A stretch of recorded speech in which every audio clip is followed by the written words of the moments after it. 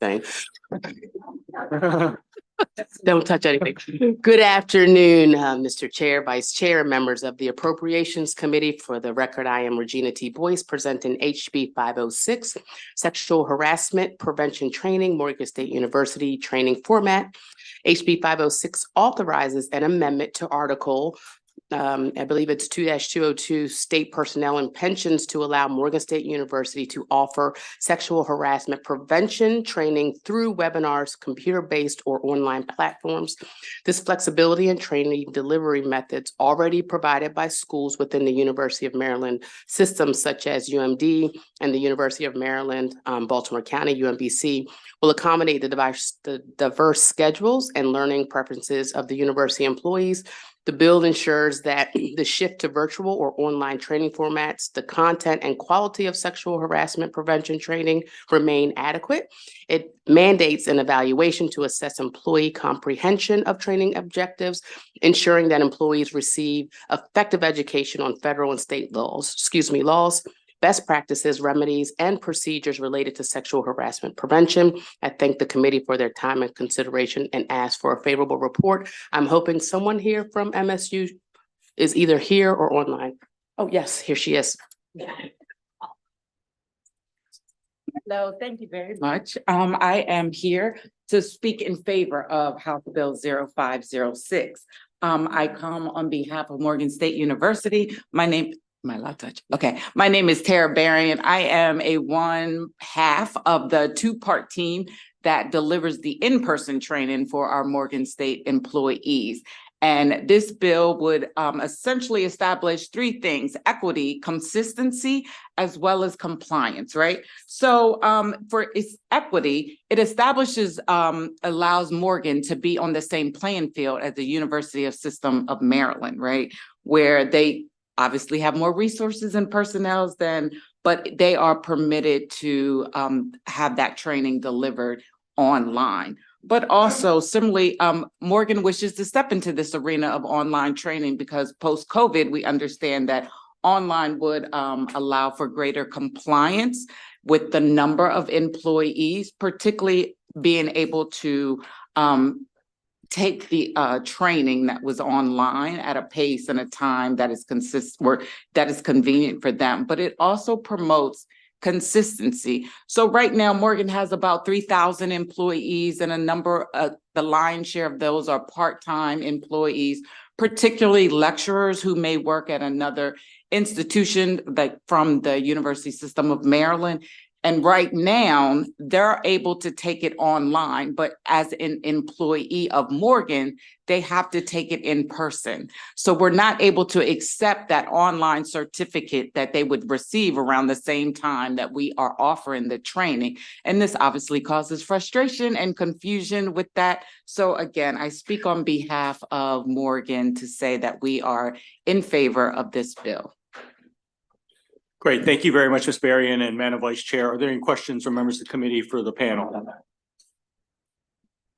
Great. Thank you very much. That ends the bill hearing for House Bill 506. Thank you very much. The committee will now move on to House Bill 529, Delegate Crosby, the Edward T. and Mary A. Conroy Memorial Scholarship Program veterans number of eligible recipients.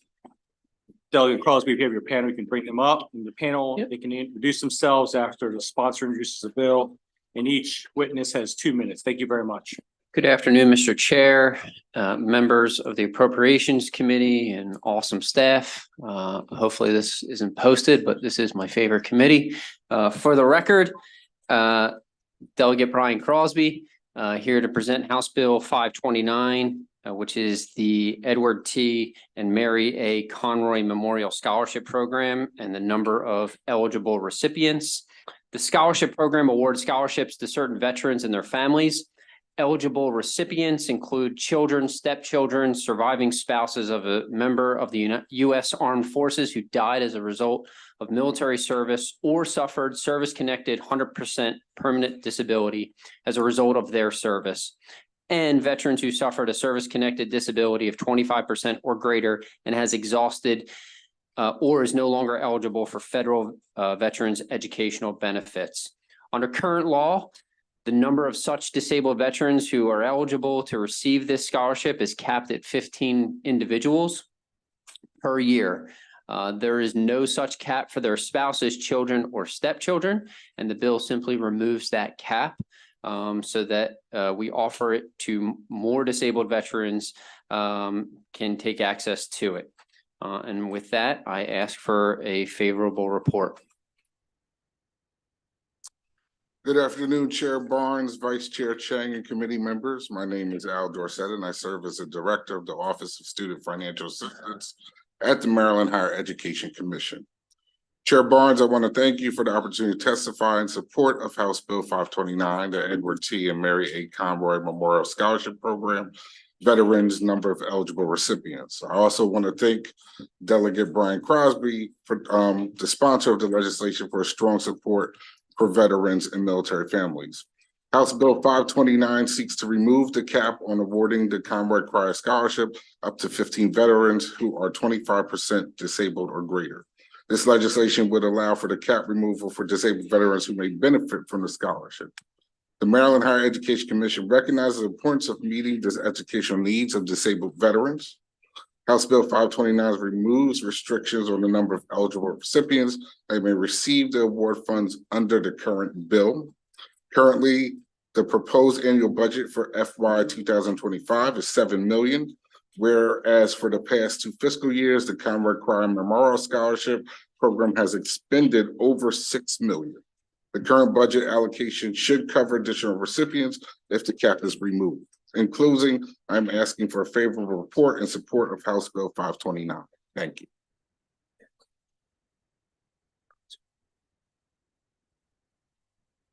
Good afternoon, Chairman, Vice Chairman Chang, and delegates. My name is Bill Harcum. I'm past president of Local Lodge 2424, the Machinist Union at Aberdeen Proving Grounds. Myself, a veteran, and I also work with many other veterans at the Proving Grounds and their families.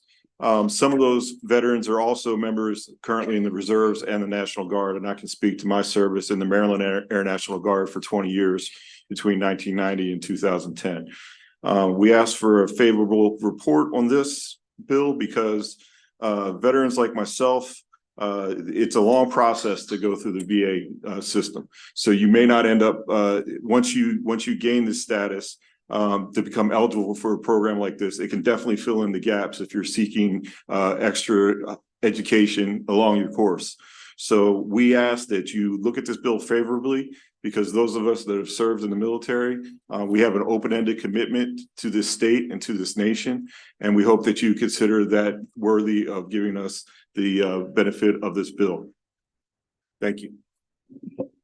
Good afternoon, members of the committee.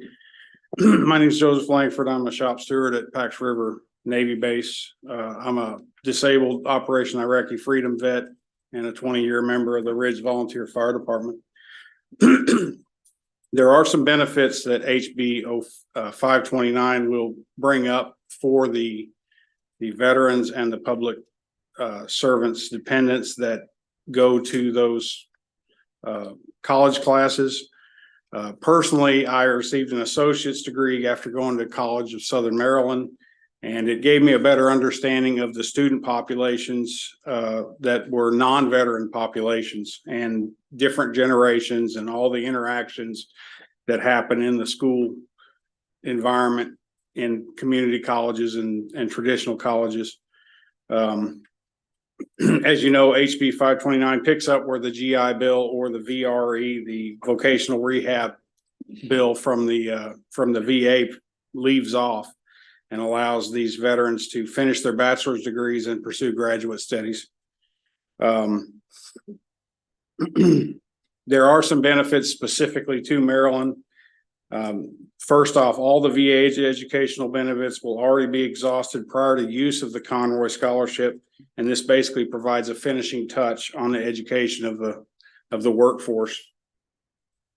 This would give an incentive for transitioning veterans coming off of these military bases in Maryland to stay in Maryland and maintain residency when they find out that there's this backstop of the Conroy to the traditional GI Bill.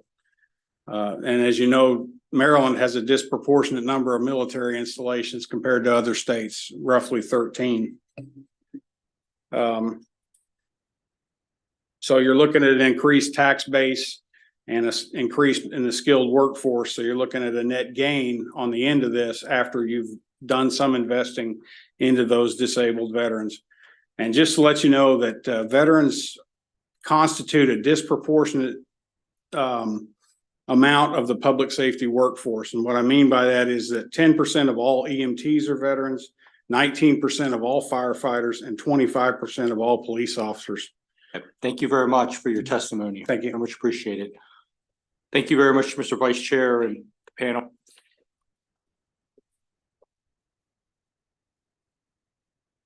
Okay, we have a virtual Richard Evans, who's going to be joining us from the Machinist Union. Mr. Evans.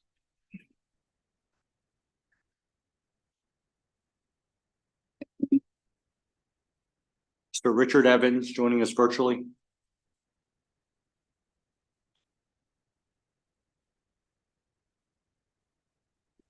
Good afternoon, Mr. Evans. You have 2 minutes. Good afternoon, delegates. My name is Richard Evans. On behalf of the 600,000 active and retired members of the International Association of Machinists and Aerospace Workers, which includes tens of thousands of U.S. Armed veterans, I support the urge passage of HB 529 to modify the number of eligible recipients for the Edward T. and Mary A. Conroy Memorial Scholarship Program. This legislation removes the cap on the number of veterans who can receive a scholarship under the Memorial Scholarship Program, providing additional educational opportunities for those who have given so much for this great nation.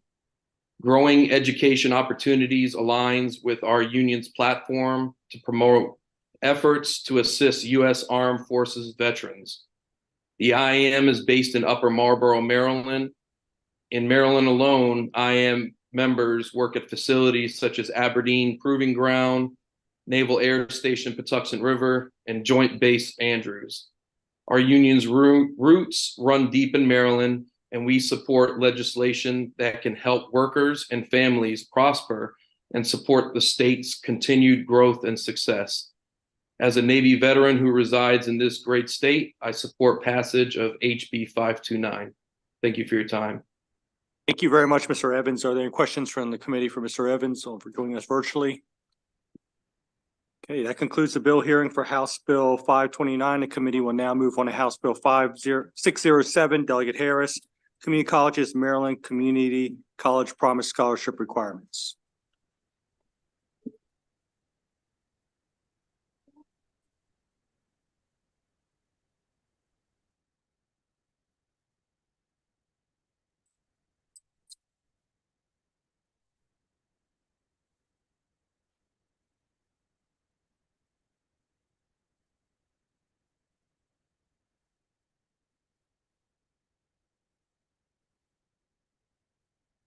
Good afternoon, Chair Barnes, Vice Chair Chang, and my awesome teammates on the Appropriations Committee.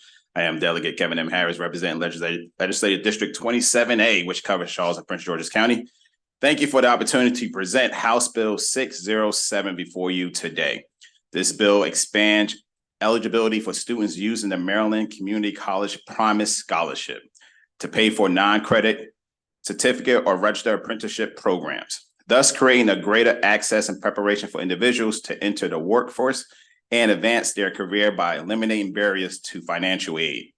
House Bill 607 is crucial in ensuring students qualifying for the Maryland Community College Promise Scholarship are not disadvantaged due to their inability to submit the free application for federal student aid. Since students participating in these programs aren't eligible for federal aid, there should not be any hindrance preventing them from receiving the necessary funding to meet education requirements for specific professional licenses and or certifications required for employment in an occupation. There is a positive impact on Maryland economy when we invest in students who enroll in non-credit, certificate, or registered apprenticeship programs. Community colleges offer education in many in-demand industries like IT, HVAC, LPN, biomedical equipment technology, and many others. With more students having access to these programs, we can expect these industries to grow and further support Maryland economic development. For these reasons, I ask for a favorable report on the House Bill 607.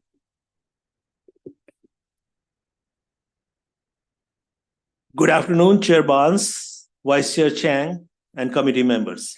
I am Acting Secretary Dr. Sanjay Rai at the Maryland Higher Education Commission. Chair Barnes, I want to thank you for the opportunity to testify in support of House Bill 607, Community Colleges, Maryland Community Colleges Promise Scholarship. I also want to thank Delegate Kevin Harris, the sponsor of this legislation, for his strong support of community colleges and the students they serve. House Bill 607 seeks to expand financial assistance to those students who are enrolled in non-credit vocational certificate programs or any courses leading to a certification of licensure under the Promise Scholarship. This legislation will strengthen apprenticeship programs at Maryland's community colleges by allowing community colleges to work closely with the students through applications and admission to fulfill their career goals. We have worked closely with the Maryland Association of Community Colleges to ensure this legislative language is right in an effort to make a difference in the lives of community college students. This legislation will enable community college students to access this scholarship. In closing, I'm asking for a favorable support in support of House Bill 607. Thank you. Thank you and good afternoon, Chair, Vice Chair, and members of the committee. My name is Brandon Floyd from the Maryland Hospital Association, here to support House Bill 607. This important bill would expand the applicants who are eligible for the Maryland Community College Promise Scholarship. To date, Maryland hospitals continue to experience significant workforce shortages, with vacancy rates for technicians, nurses, and practitioners as high as 17%. Without intervention, these workforce shortages could double or even triple by 2035. Unfortunately, many individuals who wish to pursue careers in healthcare and join the healthcare workforce are often challenged by financial barriers to education. House Bill 607 would allow applicants enrolled in non-credit vocational certificate programs, those enrolled in sequence of non-credit courses leading to licensure or certification, or participating in a registered apprenticeship program to qualify for the Maryland Community College Promise Scholarship Award. Last year, MHA launched Join MD Health, a campaign to encourage Marylanders to pursue healthcare careers in Maryland hospitals. 4 of 5 health occupations with the highest vacancy rates can be obtained through programs at community colleges and therefore benefit from the Promise Scholarship Award. Applicants can enter the healthcare workforce as entry-level employees, establish a career in healthcare, and create a pathway for upward mobility. Additionally, communities benefit by having hospital workforce reflect the local patient population. Moreover, this bill is an important step in increasing the healthcare workforce and providing healthcare career opportunities for Marylanders. For these reasons, we urge a favorable report on House Bill 607. The testimony, are there any questions from members of the committee for the panel? Great, thank you very much. We have a next panel that's coming up. We have Denzel Chance and Brad Phillips with the Maryland Association of Community Colleges, Michael Netzer with Community College of Baltimore County, and County Executive Johnny Olszewski.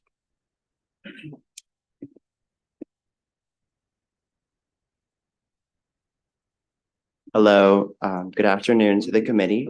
My name is Denzel Chance. I am a first-year student at College of Southern Maryland and a Promise Scholarship recipient.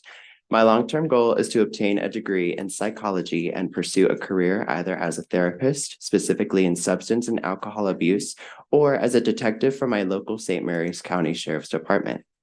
Already, while at College of Southern Maryland, I have been able to join many clubs and programs, including the Men of Excellence program and CSM's Exito Club. One of the most satisfying experiences is the volunteer squad, where I was able to give back to my community. Last fall, our squad had joined with other colleges at Morgan State University to make over 50,000 meals, which were spread throughout Maryland. We were able to bring back 2,000 meals for CSM's hog pantries on each campus. We were also able to help local soup kitchens, food drives, and many other impacts to directly help our community. As a student leader, my student association activities in La Plata had opened the door for me to represent my peers as a CSM student advocate. Just 2 weeks ago, with the Maryland Association of Community Colleges, we were able to talk with our representatives, and it was an incredible experience. I know them and their legislative interests much better now. I thank Delegate Harris for bringing House Bill 607 forward to make the Promise Scholarship more easily accessible for CSM's non-credit students seeking workforce training.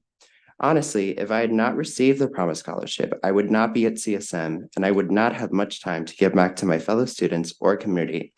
I wouldn't be developing strong leadership skills or these connections, and I would not be able to help solve issues that relate to not just my college, but in my community as well. The Maryland Promise Scholarship has made this all possible. Maryland giving me a promise to be able to help back to my community. Imagining how much more our communities could benefit if my non-credit counterparts as easily as this promise to. I am in favor of this bill, House Bill 607, and I thank you.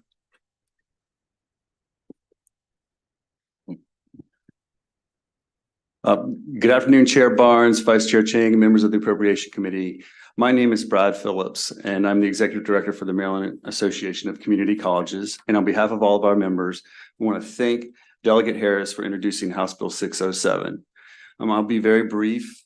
I want to thank the committee also for passing last year's promise legislation that decentralized it. This will allow us to actually work directly with a student population that really does not have as many opportunities when it comes to financial aid, and that is students in licensures and certification courses leading to workforce.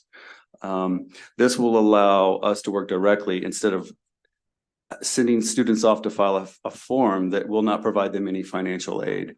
And when you look at how people are accessing post-secondary, more students than ever are looking at these credentials. We have over 130,000 students enrolled in continuing education courses that lead to licensures and certifications in workforce areas.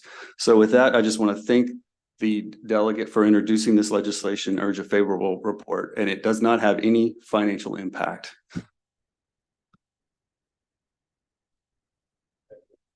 Thank you, Mr. Chairman. Good to see you as always, Mr. Vice Chairman, members of the committee. For the record, Baltimore County Executive Johnny Olszewski, proud former member of this august body. I want to thank Delegate Harris for his leadership on this issue. Denzel, I think, did a fantastic job and really speaks to why these investments are so important in this flexibility. You're going to also hear from Mike Netzer, who's CCBC's Vice President for External Outreach Initiatives. And I'll just say, this is great because we know this works in Baltimore County. We're already doing a lot of what's being contemplated under this bill. We have grown our local college promise program by adding almost $5 million last year to make it over a $10 million investment, where we are not just supporting 2-year degrees, but also the credentials and the certifications that's contemplated by this legislation. So I wholeheartedly support what's being presented here in House Bill 607. And we'll just say that while the bill itself does not include any funding, I will note that it's been the partnership that we've had with the state these past many years that has allowed us to make the college promise real in Baltimore County, that has allowed us to say for any family making $150,000 or less, not only can you get a 2-year degree, but also a credential or certificate for absolutely free. And so while it's not this bill, the cuts contemplated in the BRFA will sort of cramp and really challenge our ability to continue that progress in the years ahead. So just put that out there for your consideration, Mr. Chairman, but really appreciate and applaud this bill. Thank you. My name is Mike Netzer. I'm the Vice President at Community College of Baltimore County. I have enrollment management and outreach in my portfolio, but more importantly, I have workforce development and continuing education in that portfolio as well. And to be honest with you, I'm a shameless promoter and advocate for workforce development. And what has occurred since probably COVID and the HERF funds that we received, our licensure and certification credentials have nearly doubled in their completers. And this is partially and really to do with, I echo what the county executive said, is the expansion of the Baltimore County Promise, which gives our students the ability to take those in-demand industry-driven credentials. And I stress these are living wage jobs that lead to truly bettering the lives of our students. And these, and as everyone has alluded to, they vary from everything from a CDL driver to IT to healthcare. And these are often certificates that don't require a degree. And more importantly, these most often are adult learners that come back to get re-credentialed to gain those in-demand jobs. So I want to thank you for bringing this forward, and we wholeheartedly community college, all the community colleges support the legislation. Thank you very much. Any questions of the panel or the bill sponsor? Okay, thank you all for being with us. Have a good day. See you all.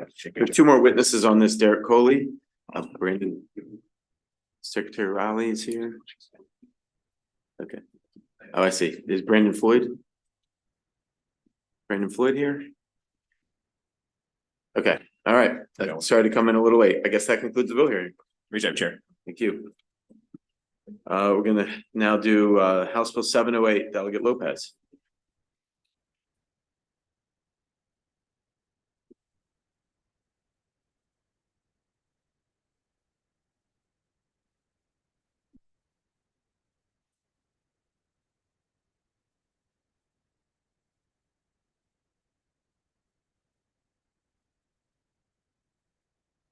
Oh, thank you, Mr. Chair and Mr. Vice Chair and members of Appropriations.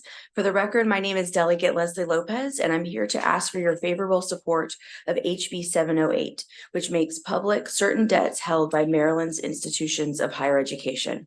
This is a transparency bill about an underregulated industry, institutional debts, which are the debts owed by students directly to their schools.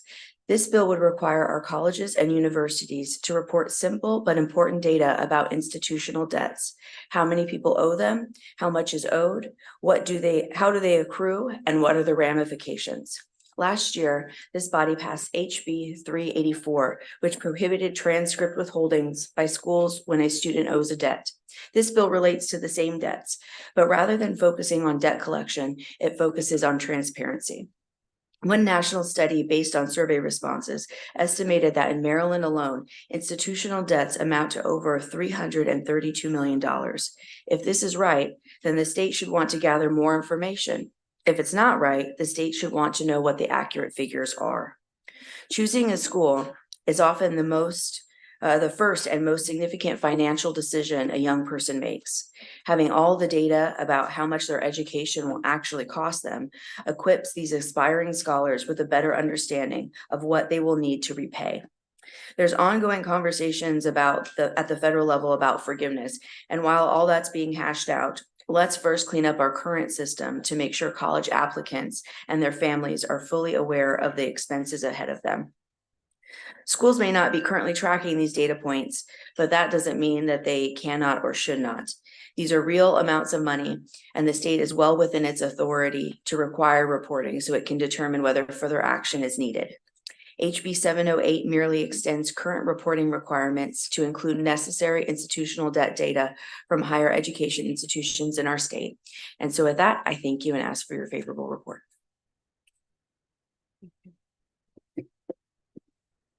Greetings, Chair, Vice Chair, and committee members. Thank you for your time today. My name is Dr. Tisa Silver Kennedy, and I'm the founder and executive director of the Maryland Center for Collegiate Financial Wellness.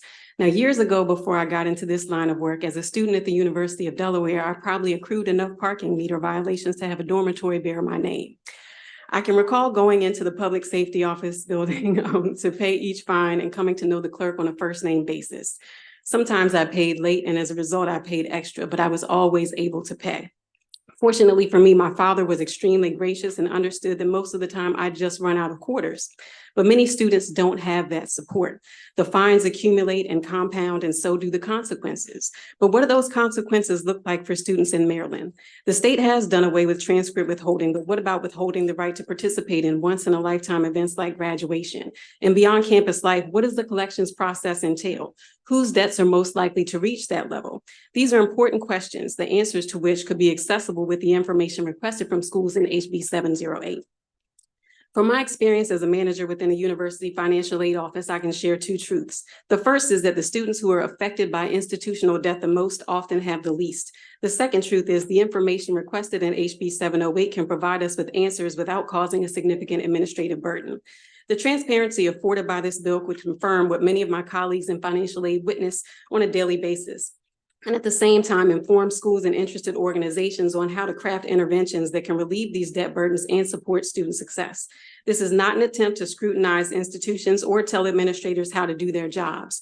This bill is about transparency and shedding light on an estimated $332 million market, who participates in this market and how those participants are affected, all as a means to support student success with less debt. For those reasons, I ask that you give a favorable report on HB 708. Thank you. The bill sponsor or the panel? Okay, thank you so much. We do have one virtual witness. Good to see you, Delegate. Julie, you want to bring up Winston Berkman Breen?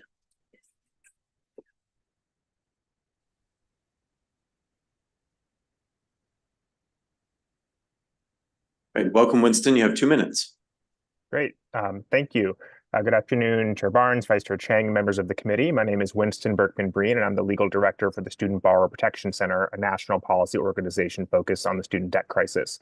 Thank you for the chance to testify in support of HB 708. Delegate Lopez described these school-based debts or institutional debts, and I go into more detail in my written testimony, so I'll just make a few additional points today. So very little is known about the scope of these debts because schools are the only stakeholders with this information.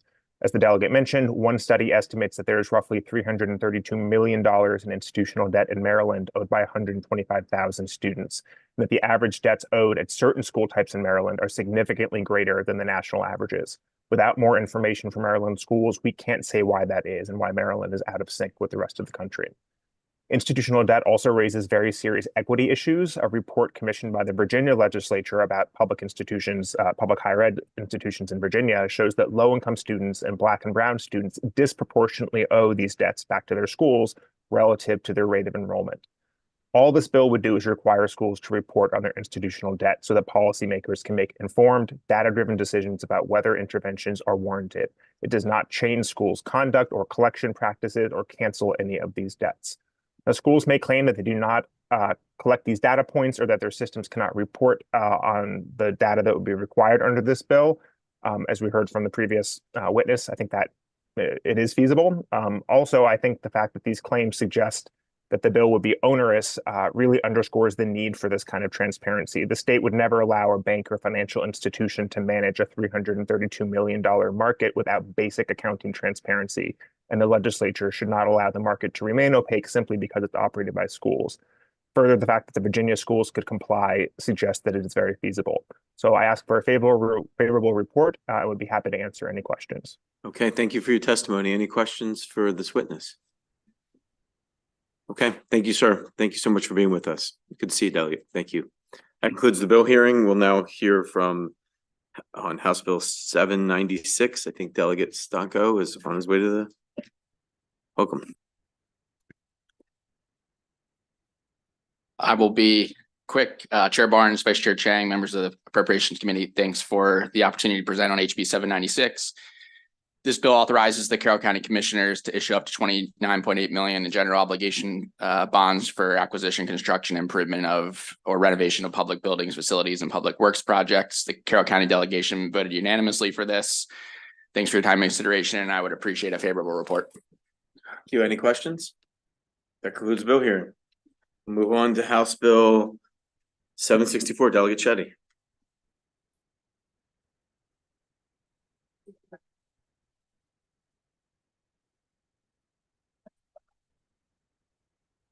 Grace, come on up. Looking forward to this one.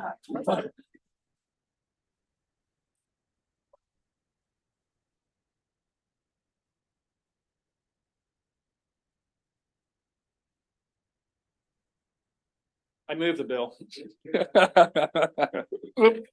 So now you got me all flustered, Mr. Chairman. I'm not sure. All right.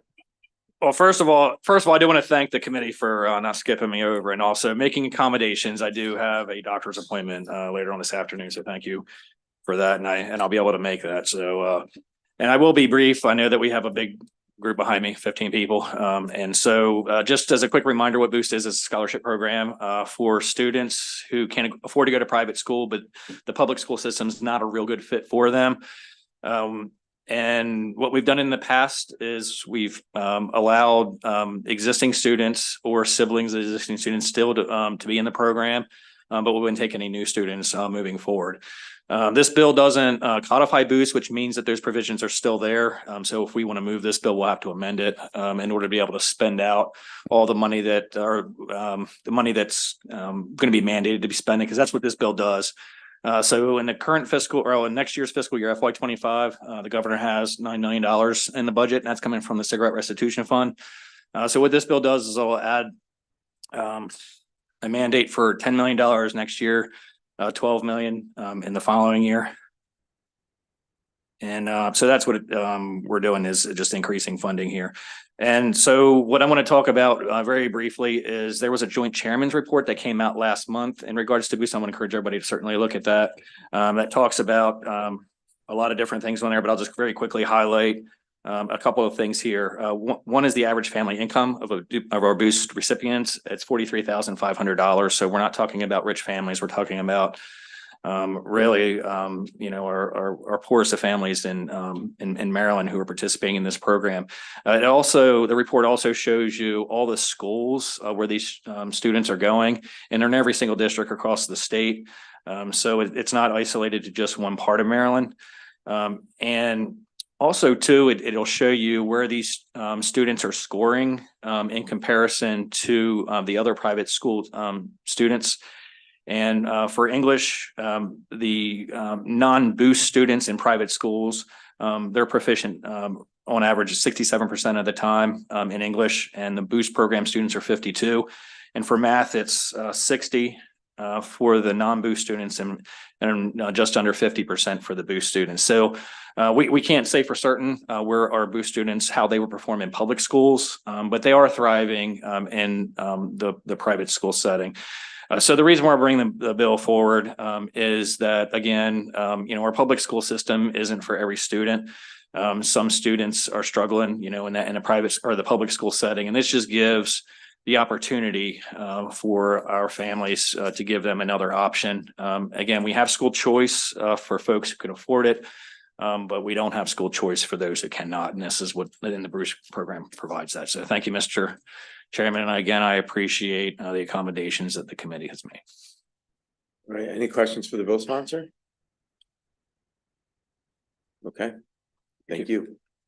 We do have some folks in support of the bill: Garrett O'Day, Rabbi Sadwin, favorable Caitlin Carter, favorable Melissa Chester. If you all are here, come on up to the table, and whoever gets there first can begin testimony. Thank you, Mr. Chair. Thank you, members of the committee. Thank you for the good conversations we've had about this program since 2016, Mr. Chair, and we appreciate your time today. There are a few parents, another 4 or 5 parents here who are Boost recipients. You should really hear from them first and foremost as to the success of this program and what it's doing in their children's lives. For the record, I'm Garrett O'Day, Deputy Director of Maryland Catholic Conference, representing the 3 dioceses that include over 1 million Maryland Catholics, as well as our Catholic school systems, which have about 50,000 students.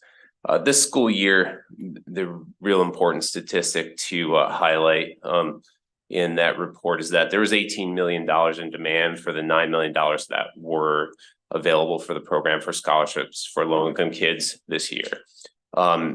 A couple thousand kids were denied because there wasn't enough money to go around. So that's, of course, why we would support this bill, which is a priority for us. We heard about the Great College Promise Scholarship program a little bit earlier, which is a small investment that goes a long way. We would also submit that this is a small investment that goes a long way. Speaking for our Catholic schools, it is a college promise investment that goes a long way. Our Catholic schools do have about a 98 to 100% graduation rate and an equal number of kids that go on to college. So all that aside, we just hope that you would pass a bill like this at some point when you hear the testimonies year after year of the parents that come down here to testify. And really, they tell the best story. So I'll turn it over to the folks in back of me here and to really tell you the story about what Boost does in their lives. Thank you.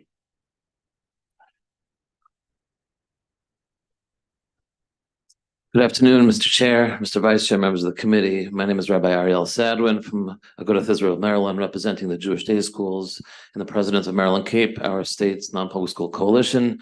I have nothing more to add that you have already heard or will hear, primarily from the parents, as Mr. O'Day said, and I thank you for your support over the years and hope asking for a favorable report. Hi, my name is Caitlin Carter. My son Adam has been receiving the Boost Scholarship since 2018. The Boost Scholarship has made a significant difference in his life. He is thriving as a freshman at Archbishop Curley High School. He has a 3.8 GPA, participates in several different extracurricular activities, athletic programs, the choir. It has provided him the opportunity to better educational experience. As a single mom with shared custody with his dad, he was bounced back and forth between dad's house and my house, since he was a toddler. And we started at St. Stephen's School in Kingsville, and having that community-based foundation for him, I really think that's what has, I guess, molded him into a well-rounded young man. I couldn't be more proud of him today. I mean, he is an exceptional young man. When I talk about him, I sometimes I want to tear up, honestly. I don't know really what else to say, except for that, it really has provided him a great opportunity. Okay. That's all I have to say.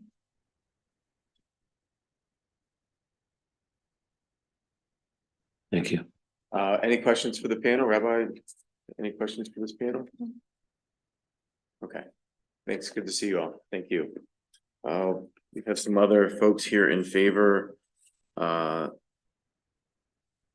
Milgraus Laura, Nefarti Lee, Benny Short, Angel James.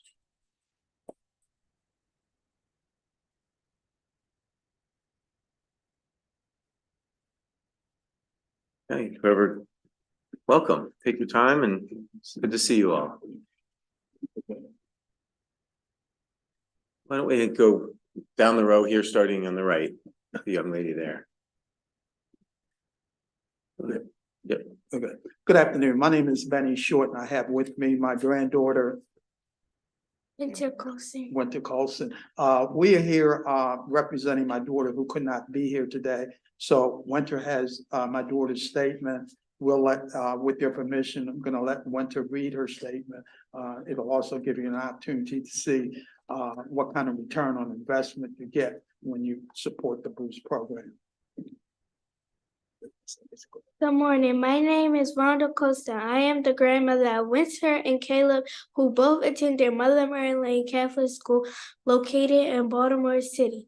As a single parent who is raising two grandchildren, for me, the Boost grant provides the last portion of money necessary to push me across the affordability line for Winter and Caleb to attend the Mother Mary Lane School. The grant enables me to achieve my dream of my children receiving an outstanding education in a safe, loving, and challenging quality school. The money also frees up funds which assist me with providing uniforms, school supplies, and other school-related necessities. Because of Boost, in addition to receiving a challenging and quality education, Winter and Caleb are provided opportunities for exposure and interaction with peers from diverse, aesthetic, and socioeconomic backgrounds. Simply stated, the Boost grant helps financially challenged families to have access to school and options. I implore you to continue to not only extend funding the Boost Grant Program, but to increase its funding. Thank you, Vonda Colson. Hello, my name is Angel James. This is my son, Q Donaldson. I have 3 children that attend Catholic schools. The Boost Scholarship is extremely valuable asset financially for my children and myself. It helps me as a single mother I've worked very hard to provide for my children and to nurture and mold them academically. And the Boost program financially helps take off the pressure from me. My children are thriving in the Catholic school community because of the assistance Boost provides. I, as well as the other parents attending here today, appreciate the opportunity given by Boost because, you know, it's very hard out here and the school systems are not very well. So I really appreciate the Boost scholarship that really helps me out. Thank you. Good afternoon, Ms. Sherman and the community. My name is Ashley and the reason why we need this booster to continue is because a lot of families cannot afford a full scholarship, but they would like the best education for their kids so they can become professionals in the future and one day will help others. Any questions? Well, good job, everyone. Thank you all for being with us. Thank Have you. a great day. We have one additional person, Madison Marino, that I don't think I read off. All right, I think I got all the. Okay, welcome, Madison.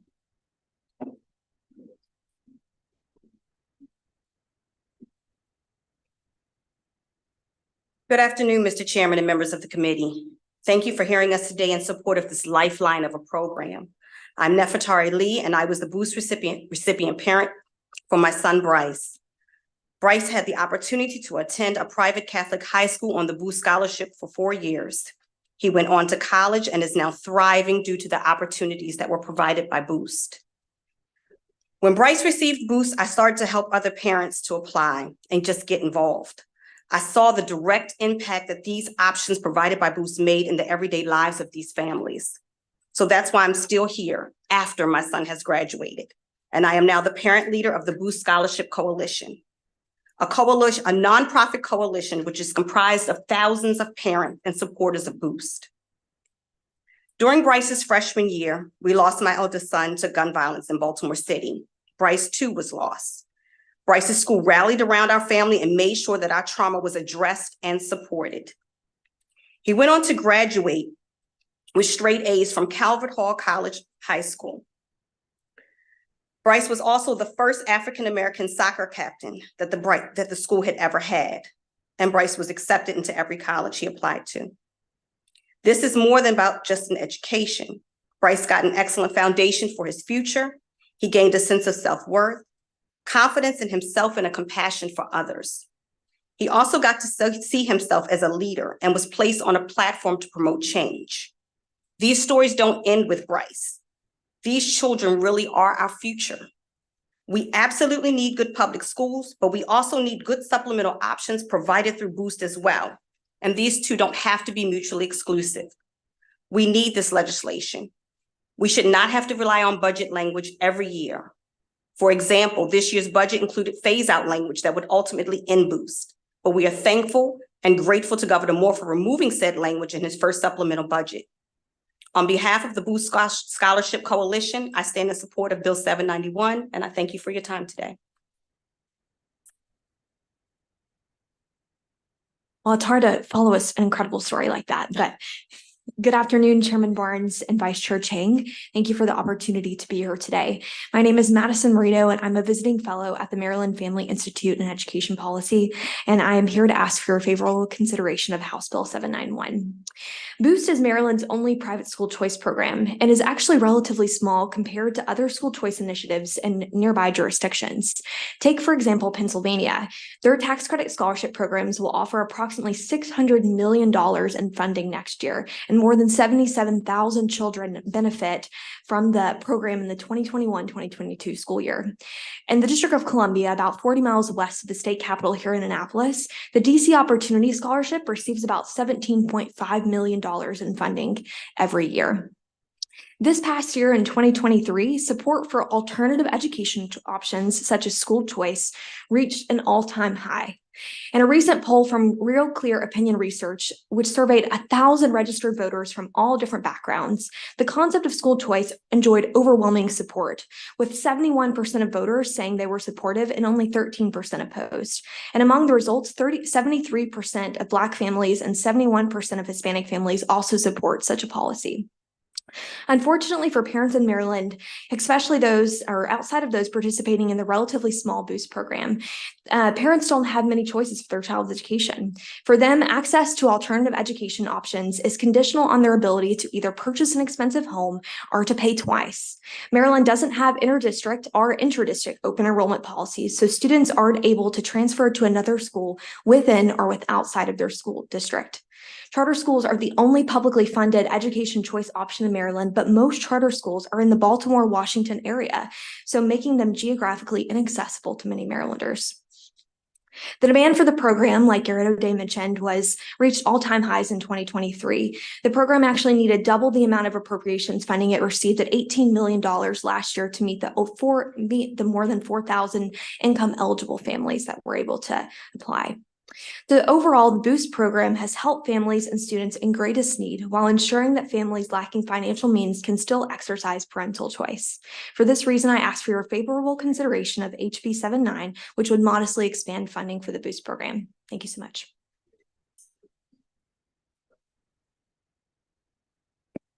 Thank you, Mr. Chair. Excuse me.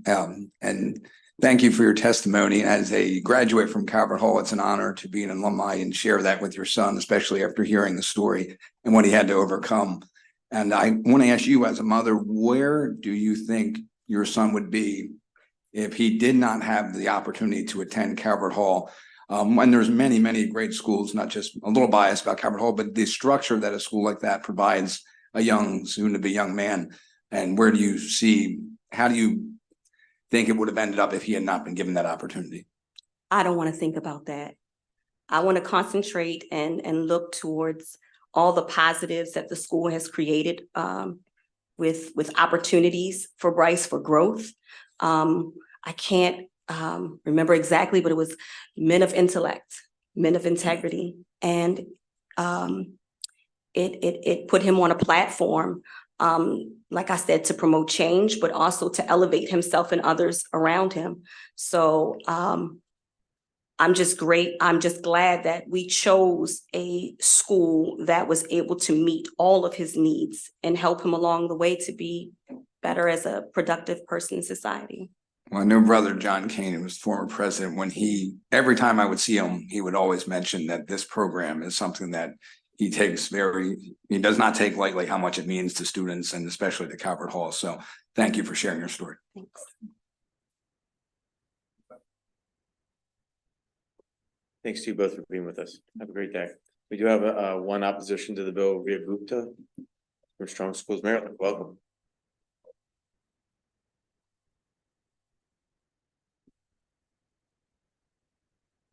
Good afternoon, Chair Barnes, Vice Chair Chang, and members of the committee. My name is Ria Gupta, and I'm the policy researcher with Strong Schools Maryland. In addition to championing the passage of the blueprint, Strong Schools Maryland has stuck around to ensure the high quality implementation of the blueprint, and I'm here today in opposition of House Bill 791. There are several reasons we have this stance. First, it is important to acknowledge that Boost is not on the chopping block. It is fully funded in the governor's budget and sufficiently funded for all current participants and their siblings to continue. Second, public dollars should be used for public goods. We need to hold strong to this idea in our current economic times. Third, the bill does not provide a rationale for increasing allocations to the program and is proposed without any evaluation of the efficacy or progress towards the legislature's 2023 condition that the Boost program demonstrate improved outcomes for students with special education needs who are systemically and historically underserved by the program. There is also no dedicated revenue source outlined in the proposal for increased allocation. This is as the state faces a very large structural deficit that you're all very familiar with. We are almost 2 years away, two school years away from being unable to fully fund the blueprint for Maryland's future, and on track to not being able to keep our promises to public schools for the second time in recent memory. The Department of Legislative Services, in its fiscal and policy analysis of this bill, confirms that the bill, if passed, would result in direct trade-offs for local governments and the state when it comes to funding public and private schools. For these reasons, the committee should urgently consider spending their attention building world-class schools that work for all students, because all students, in fact, deserve high-quality education. And with that, we urge an unfavorable report of HB 791. Thank you for your time.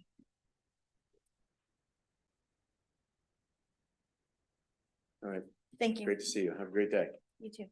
That concludes the bill hearing. We'll now move to Delegate Chetty's bill, House Bill 764.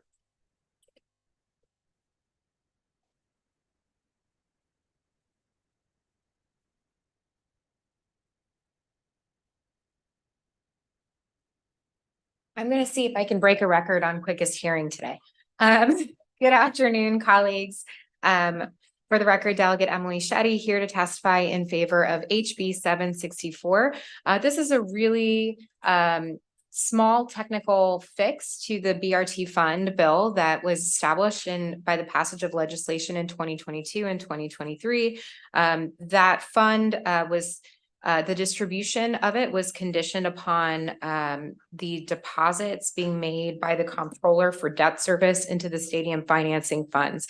What this bill does is it decouples that. So the 27 million annually that is meant to go to local communities that are building bus rapid transit would be able to get it. This bill, as noted in the fiscal note, has zero fiscal impact. I respectfully request a favorable report. Thank you. Any questions for the bill sponsor? All right, thank you. Thank you. See you in a minute. That concludes the bill hearing. We'll now move to House Bill 643, Delegate Smith.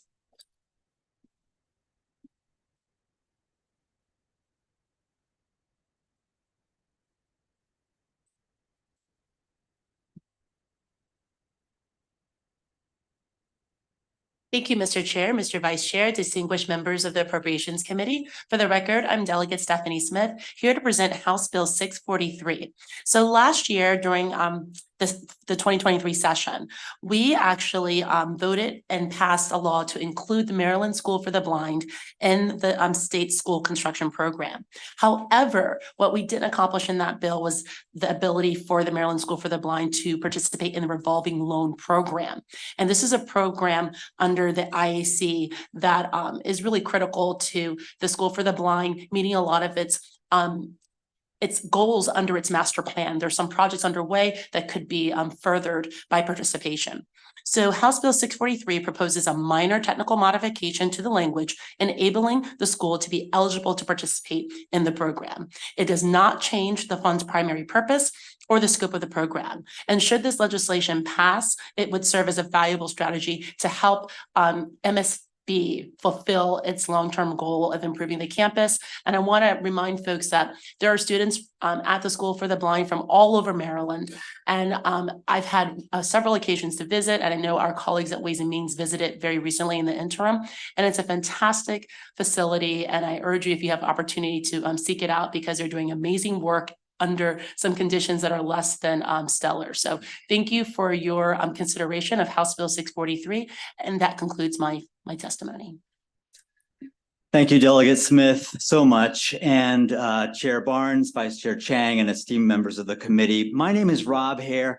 I'm the superintendent at the Maryland School for the Blind. And I urge your support of House Bill 643, the School Construction Revolving Loan Fund. The transformation of the campus at the Maryland School for the Blind over the last 10 years or so has been driven by the unwavering support of you all, and has been nothing short of miraculous. From days of inaccessible bathrooms, cramped classrooms with diaper changing tables in the middle of them, and overall decrepit conditions, which you wouldn't think would be at the Maryland School for the Blind, we have witnessed the campus rise like a phoenix. Our beautiful facilities are now a jewel in the crown of Maryland's facilities. And it is sustained now in the future of Maryland by being now permanently included in the IAC, thanks to last year's legislation. And now we're requesting this minor change in the revolving loan fund that, if it's modified, could potentially be the linchpin that allows us to move the last couple of projects that we have on campus, which are some of the larger projects that we have. One of them is the athletics facilities, which is a $47 million project that includes our pool and our multi-use gymnasium auditorium. Now, currently, our pool has been decommissioned. It's been decommissioned since the pandemic. So we are unable to teach swimming skills to our students, which is really a shame because all kids should learn how to swim, especially kids with disabilities. But if this, $47 million is a very large sum, and the IAC presently gives us $6 to $7 million a year for our construction. $47 million, $18 million to construct the building. So you can see that very quickly we'd have to pay the bills, and $6 to $7 million a year would be, we wouldn't be able to pay the bills fast enough. So the revolving fund would allow us the bridge financing to pay for the building and to get the job done in a timely way. So this is why we're asking for this legislation to be passed, and we urge for your support on this bill. Thank you very much. Sir, panel. All right, good to see you. Thanks for your work. Delegate Smith. That concludes the bill hearing. We'll go to Delegate Wallach, House Bill 811. If you have a panel delegate, feel free to bring them up.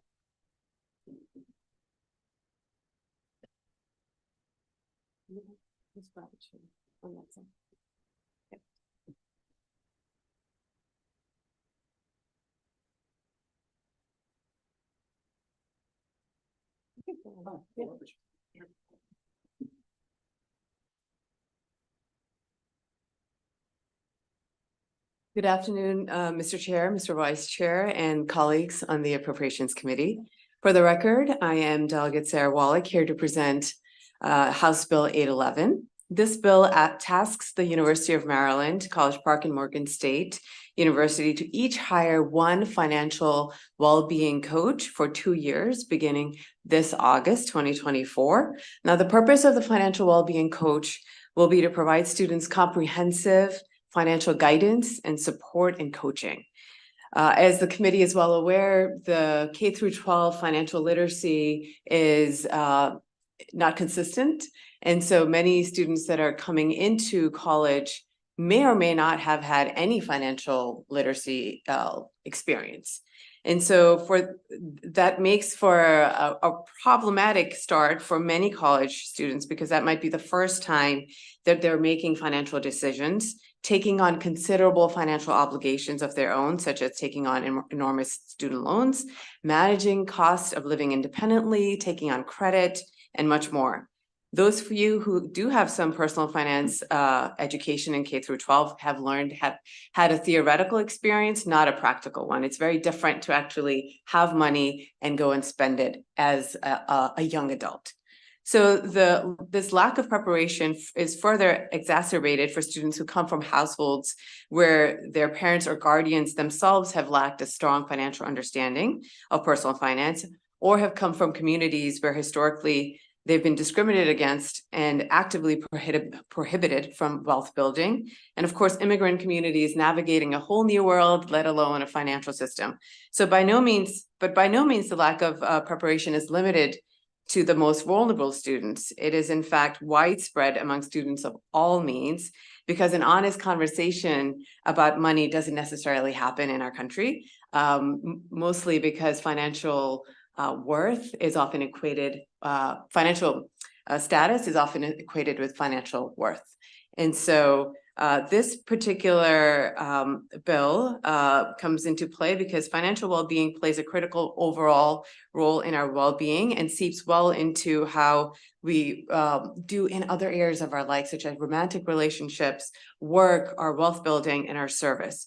We have to keep in mind that many college students today were small children in 2008 when the financial crisis occurred, and their families have come up with financial trauma. And as rising housing costs and food costs and unconscionably expensive higher education costs combined with not an increase in real wages, you have a toxic combination contributing to anxiety that's being experienced by young people. Our higher education system also needs to teach also doesn't teach students how to understand and manage their emotional selves, so that if they're experiencing financial anxiety, they're not really equipped to deal with it. If we as a society are prioritizing mental health as we should be, then creating a system that supports and helps to prevent a mental health crisis should be a priority, and this bill helps to put us in that posture. A financial well-being coach will work with students on both the technical and emotional aspects of money management. Currently, such positions just don't exist on these two campuses or generally in our state. Universities do provide financial aid counselors, but their role is limited to support students with securing funds to attend college, not necessarily what to do with the money once they have it. So in my written testimony, I've also included a recent job description of a financial aid counselor so that you can see the distinction between the role of a financial aid counselor and that of a financial well-being coach. At the end of this pilot, University of Maryland, College Park, and Morgan State are asked to present a report with best practices, processes, and guidance that other institutions of higher education can use to create financial well-being coaching program. By piloting this position, our state can offer up a model of a potential solution for student financial well-being and serve as a resource for higher education, not just in our state, but in our country. Thank you, and I ask you for a favorable report on HB 811.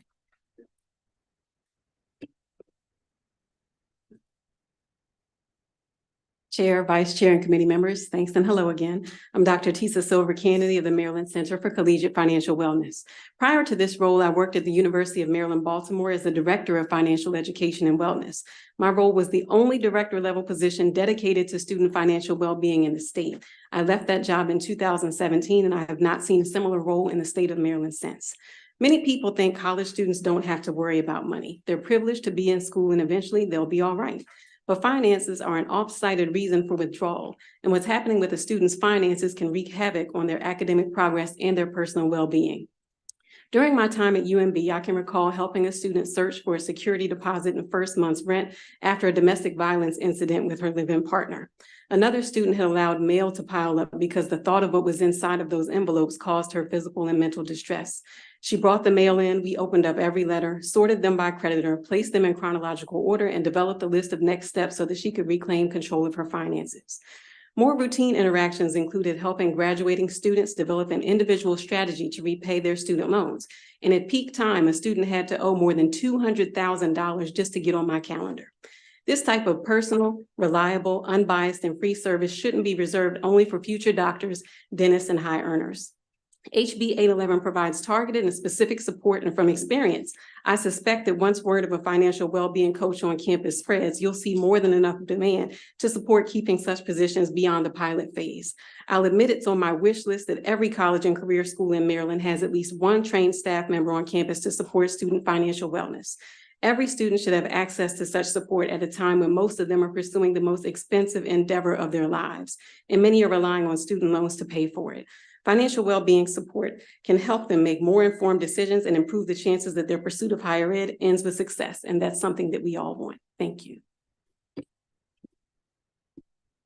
Mr. Chair, Vice Chair, members of the committee, thank you for the opportunity to support House Bill 811. My name is Tanea Moore, and I'm Director of Policy at the Cash Campaign of Maryland. Cash stands for Creating Assets, Savings, and Hope, and we're a nonprofit organization that promotes economic advancement for low to moderate income individuals and families in Baltimore and across the state. Thank you to Delegate Wolick for sponsoring this legislation. Our organization knows that financial coaching works. For example, through our in-house financial coaching services at the Cash Campaign of Maryland, 48% of our clients reduce consumer debt and 58% of clients increase their credit scores by an average of 37 points. And this is data that we have from last year. According to a national financial capability study, young people remain more vulnerable to the consequences of low financial education than other Americans. This gap is more prominent for Black, Hispanic, and low-income households. Young Americans owe over $1 trillion in debt, and 70% of millennials live paycheck to paycheck. This bill is an opportunity to help students navigate throughout college with a strong foundation and making good financial decisions that will impact their financial security for years after graduating. Having dedicated staff at Morgan State University and the University of College Park will allow these institutions to target students who face significant financial burdens, such as student loan debt, multi-generational gaps in financial education, and students who are anxious about their current and future financial institutions. For these reasons, we urge a favorable report on House Bill 811. Thank you.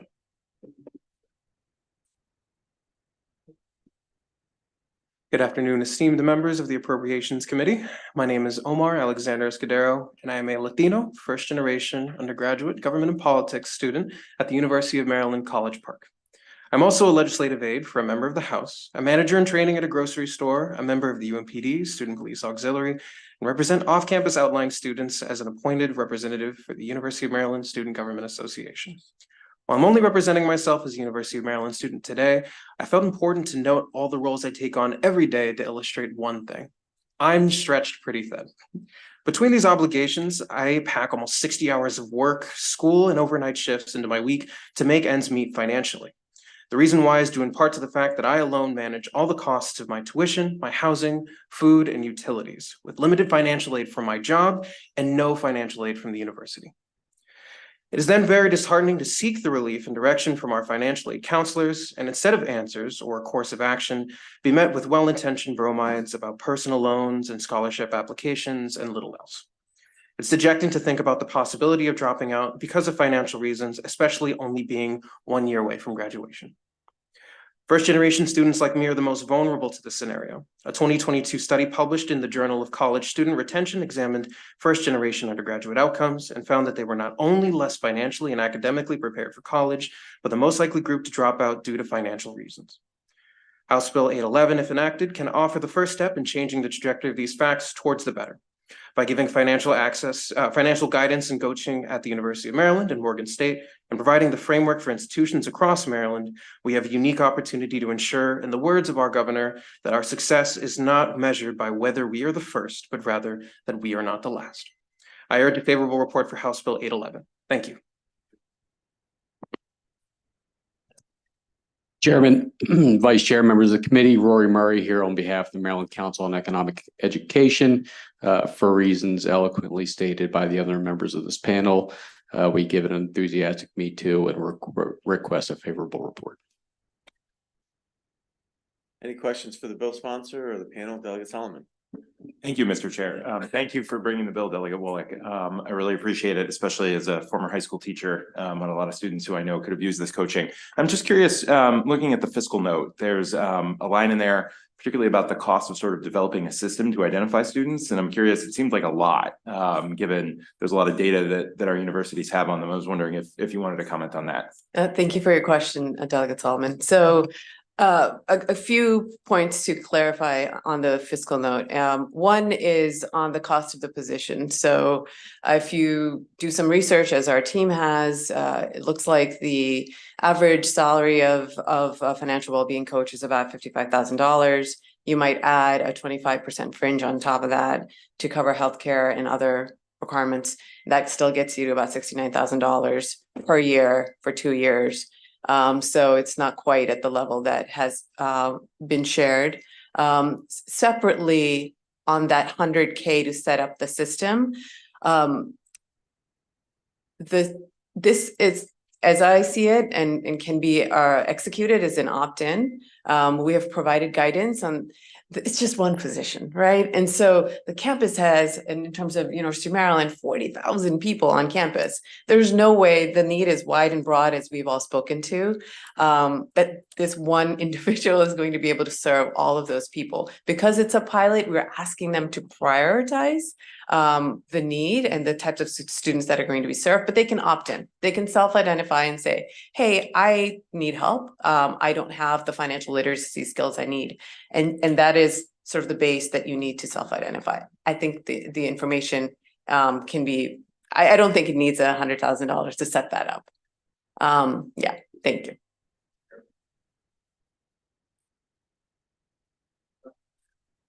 Thank you, Mr. Chair. Quick question.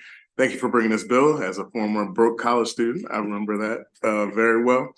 I just saw one other thing, and of course, my colleague stole my question about the system. But I did also have a question about the Morgan State additional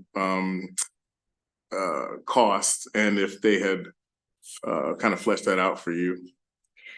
They haven't shared in terms of a number, but my sense is, again, if you look at the state, nationwide cost for financial wellbeing coach, it is what I've shared. They haven't provided a number to us, but they are supportive, as is University of Maryland College Park. Okay, cool. It'd probably be best for us to get that before we consider it. Cool.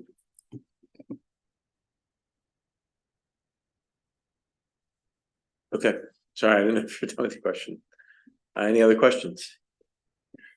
All right, well, thank you for the bill, delegate. Thank you, everyone on the panel.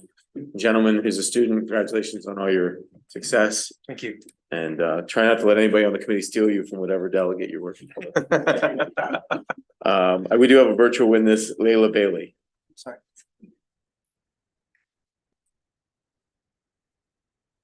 And did I hear from, did I miss Omar? Oh, I got you. Thanks. Hello. Welcome. You have 2 minutes. Hi, my name is Layla Bailey, and I'm an undergraduate at UMD. Last semester, I had the privilege of being a student in Professor Woola's class. She went above and beyond to support me during a challenging time, guiding me to valuable resources on campus to assist with my situation being at risk of homelessness. Originally, my parents were covering my school expenses, but that came to an abrupt end when one of them became abusive, leading me to flee from home. Suddenly, I was without financial support or a job, and I struggled to meet basic needs. Through FAFSA, the Fostering Church Success Program, and a new job, I was able to piece together funds to cover essential needs like meals, accommodation, and other school-related costs, for which I'm grateful for.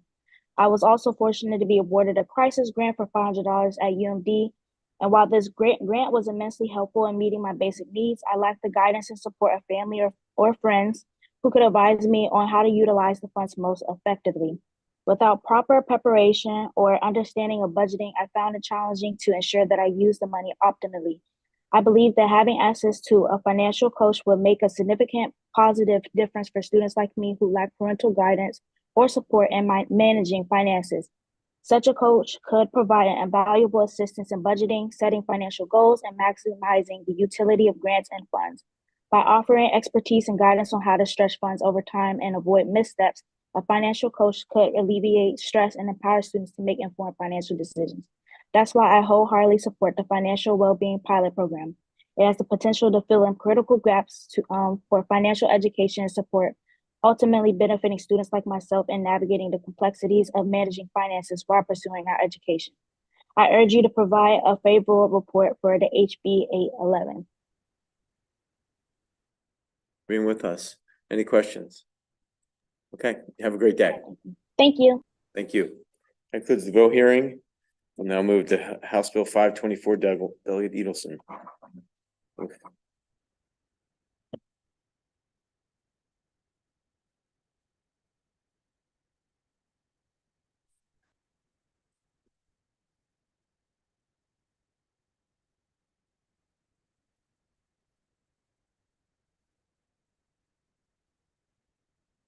Good afternoon, Chair Barnes, Vice Chair Chang, and colleagues on the undisputed best committee in the House. For the record, I am Delegate Mark Edelson here in support of HB 524. HB 524, if adopted, will add language to the annual budget bill with an appropriation of $3.4 million each year for fiscal years 26 through 2030 for the maintenance, capital preservation, and operations of the 7 historic ships stewarded by the Living Classrooms Foundation. Since 1994, Living Classrooms has stewarded 5 mega artifacts recognized as National Historic Landmarks and important educational assets: USS Constellation, submarine USS Torsk, U.S. Coast Guard Cutter 37, Lightship 116 Chesapeake, and the 7-foot Knoll Lighthouse. The historic ships in the Baltimore Museum collection also houses more than 15,000 artifacts, photographs, and documents related to the ship's histories and the people who sailed and served on board these living classrooms. The Living Classrooms historic ships have been a touchstone of Baltimore's maritime legacy and a vibrant floating classroom for countless students since 1985, right after I was born. Living Classrooms also operates 3 additional historic ships, Lady Maryland, Skipjack Sigsbee, and the Mildred Bell. These vessels are the heartbeat of the Living Classrooms operation and urgently need repairs. If we do not invest in these ships now, they will cost significantly more in the future. I humbly request a favorable report on this bill. And at this time, I'll turn it over to my panel from Living Classrooms to tell you about the programs they offer and the impacts they have on our local communities, particularly our students. Well, thank you, Delegate Edelson. We are really grateful for you bringing this bill forward. Chair Barnes, Vice Chair Chang, and the esteemed committee. We're just grateful. My name is James Piper Bond, and I'm the president and CEO of the Living Classrooms Foundation, where I've been working for 38 years. And we've been building, having started the first charter school in the state, having education programs dating back to the mid-'80s. The responsibility of these 7 historic ships, which are really part of the fabric of Baltimore's Inner Harbor, are all national treasures, as Delegate Edelson mentioned. They are very expensive to take care of, to be honest. As you well know, when you were on board for Pearl Harbor Day, Coast Guard Cutter 37s and 80 years old, last surviving ship from Pearl Harbor. The USS Constellation is going to be 170 years old. These vessels take a lot of maintenance, a lot of operations to take care of. Living Classrooms goes out to raise matching funding for these ships, but we very much desperately need this $3.4 million annually to take care of these 7 ships the way they need to be taken care of, provide the operations education program for many thousand students. We work with hundreds of schools across the state of Maryland and the region, and also our workforce development programs are a critical piece of how we take care of these ships. And James Carter will go into that in just a second. I've had the honor of working with Steve Bouncers for 25 years, who is our lead man overseeing the ships. Good afternoon. My name is Steve Bouncers. I'm the Executive Director of the Historic Ships in Baltimore. As James said, we have a unique collection of vessels that draw people from all over the country. We had visitation from every state in the Union last year, as well as a lot of foreign visitors. We have the last sail-only warship built by the Navy, the last survivor from the Pearl Harbor attack with the Coast Guard cutter, the submarine Torsk shot down the last 2 vessels in the Pacific in World War II. Extremely important historical vessels. But our other priority, besides just maintaining and preserving these vessels for the future, is to build the workforce in the Port of Baltimore by using these vessels as a platform, training platform. This bill will help us to do extremely important work, big work. This is work that is taking the ships out of the water on a regular basis. We are talking about the hull work and the rigging work, so they're remaining stable and they're safe. We are utilizing our existing contractors all around the Port of Baltimore in the state of Maryland. These ships can't move very far, so everyone who's in that industry benefits with us by helping us to preserve these vessels.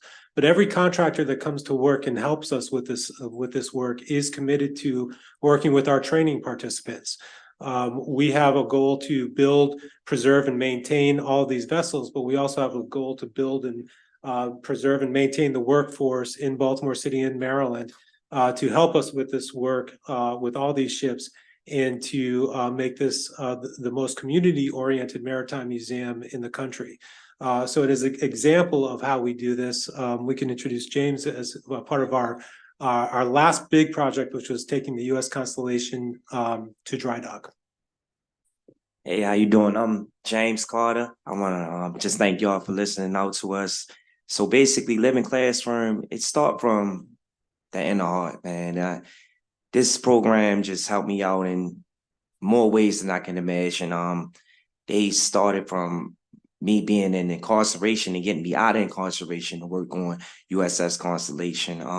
This was basically like, I'm gonna just say a blessing, because not only am I creating history for myself, also for my kids to see. Far as the USS Constellation, Frederick Douglass, you know, he was one of the caucus for this entire ship. So just working on it and doing these things and just being there for the people, and, you know, just to see kids just excited to get on these type ships, to go around and wonder what's this and what's that. It's just a great experience. Also, living classrooms. Not only are they working on the ships, they're working outside of the ships also. We just broke history and met Wes Moore, the governor, for completing over 90 properties, cleaning over 90 properties in one day. So, I mean, that was just a blessing, you know, for him to shake our hand and meet us. Also, Brandon Mayor Scott, he also been included in some of the things. And like I said before, man, it's a blessing, man. This is something for our kids to look into, for us to see the future with. And even if I don't get grants, I'm always going to work with them and help them build with whatever they need for these ships. Thank you. Okay. Any questions for the bill sponsor or the panel? Delegate Ruff, I see you. Thank you, Mr. Chair. I love your story. You said from incarceration to working on the Constellation. That's amazing, brother. So proud of you and proud of the organization. I wanted to know, you guys talked about the existing contractors that you have for ship repair, and understanding that there are very few ship repair companies that are Black or Brown owned in the country. Are any of your contractors Black or Brown owned? Do you have any MBE goals? Yeah, well, our goal is to always utilize MBE contractors. And so we utilize the state list that were provided.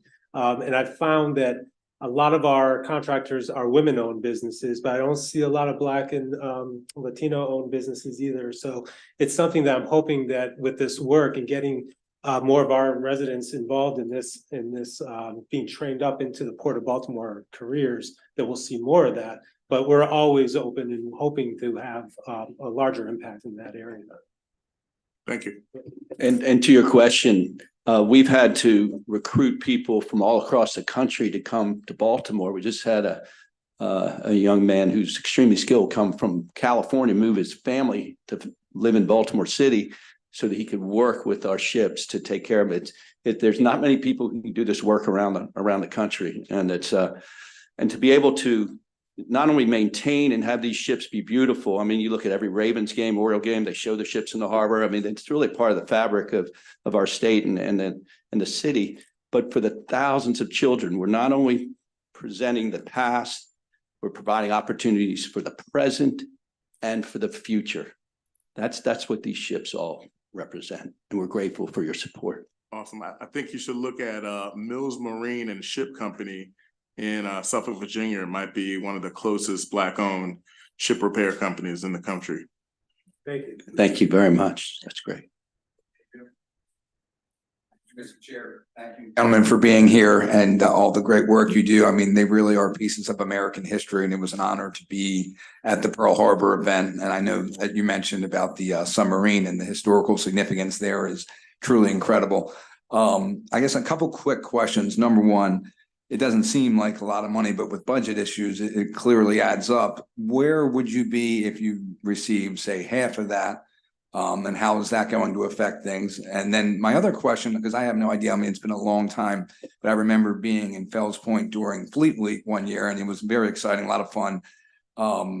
Is Fleet Week drawn to Baltimore because of these significant ships? And if so, the economic impact of Fleet Week, I would imagine on a weekend, would kind of balance out some of the funding. So if that's a correlation there, then that helps justify for someone like me, who's probably a little more fiscal when my votes, to vote for and support something like this. Thank you. Appreciate the question, Delegate. Just initially on the budget piece, I'll let Mr. Bond discuss, what would happen if they didn't get the full funding. But, I think particularly in these tight budget times, it's so important for us to focus on our priorities. And this particular project allows us to both preserve our history, focus on workforce development, and focus on our future, our young people and our students. And so I think a project that has a threefold benefit like that is one, to me, that says it's worth prioritizing. I'll let Mr. Bond talk to what they would do if they didn't get the full amount. So you may remember the Neil Young song, rust never sleeps. Well, rot never sleeps. And for these vessels that are so old and are rotting, if we don't attack the issues and the maintenance right now, ladies and gentlemen, it'll cost 3 to 5 times more if we wait a couple of years. You've got to deal with historic ships. You've got to deal with them year to year. We've maintained them pretty well over the years, but they're at a point now where we have got to invest.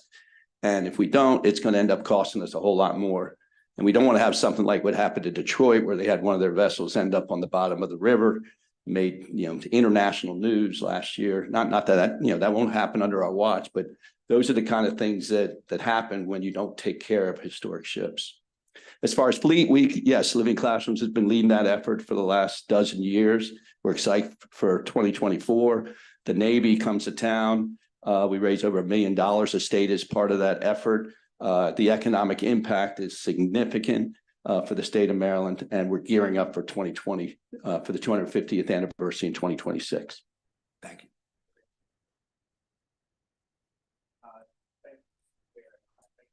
For your testimony.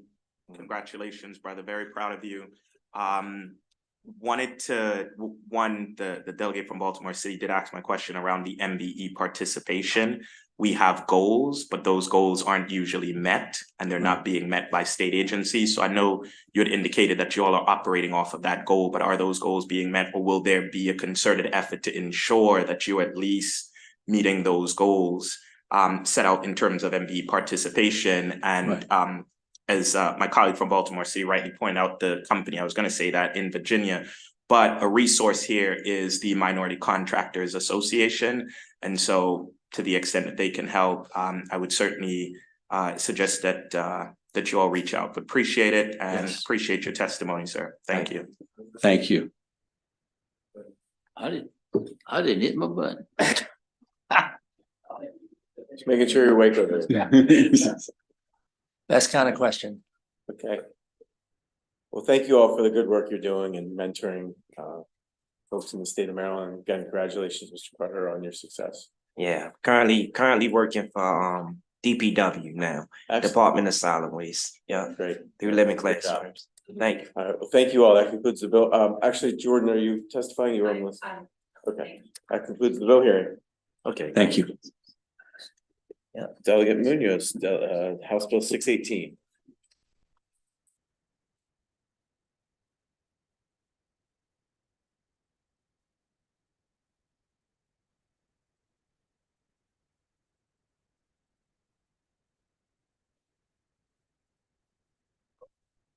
Thank you, Mr. Chair. Good afternoon, Appropriation Committee colleagues. For the record, my name is Delegate Rachel Munoz, and I come before you today to humbly present House Bill 618, Police Recruitment and Retention Work Group. This legislation presents a vital step forward in addressing the significant challenges surrounding police retention statewide. As MACO stated in their written testimony of support, staffing shortages have created complications across many sectors, but few pose a dire and immediate threat to public safety in the same way as shortages in law enforcement personnel. Recent statistics from Baltimore City underscore the urgency of this issue. Federal Judge James Bradar has emphasized the critical nature of BPD's staffing levels, noting that the department requires at least 2,800 officers to operate effectively. However, the current number stands at a record low of 2,100 officers, indicating a significant shortfall. At its core, the Police Recruitment and Retention Work Group presents a proactive approach to tackling these challenges. By convening a diverse array of stakeholders, including legislators, law enforcement officials, advocacy groups, and community representatives, this work group ensures a comprehensive examination of the factors contributing to the retention crisis. A dedicated work group provides a structured framework for collaborative problem solving and offers a platform for stakeholders to share insights, exchange ideas, and develop innovative solutions tailored to the unique needs of our communities. By fostering dialogue and cooperation, the work group can harness collective expertise to identify root causes and implement effective strategies for recruitment and retention.